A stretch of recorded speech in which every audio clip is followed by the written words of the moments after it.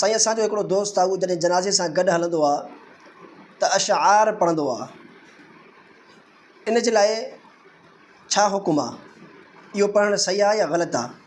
ॾिसो, मां हिकिड़ी ॻाल्हि मां खे अर्ज़ु रखां त जनाज़े सां गॾु हलण वारे माण्हुनि जे लाइ ज़िकिर करणु, क़ुर मजीद जी तिलावत करणु, दुरूद शरीफ़ पढ़णु, इहो नापसंदीदा ऐं मकरू अमल आहे। जॾहिं ज़िकिर करणु, तिलावत करणु, दुरूद शरीफ़ पढ़णु वॾे आवाज़ सां मकरू ऐं नापसंदीदा आहे, त अशआर पढ़णु बि बदरजे औला नापसंदीदा आहे। कंहिंखे तिलावत करणी आहे, ज़िकिर करिणो आहे, दुरूद शरीफ़ पढ़णो आहे, त आहिस्ता आवाज़ सां इन जे लाइ गुंजाइश आहे, इहो करे सघे थो माण्हू।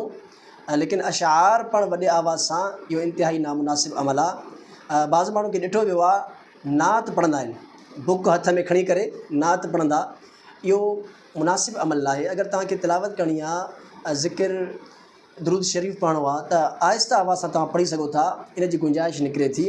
अशआर पढ़ण वारो अमल ख़ासि करे वॾे आवाज़ सां, इहो बिदअत में थो शुमारु थिए। इन खां पाण खे बि बचाइणु ऐं पंहिंजे जेके वेझा माण्हू आहिनि, दोस्तो अहबाब, उन्हनि खे बि बचाइणु इन खां ज़रूरी आहे।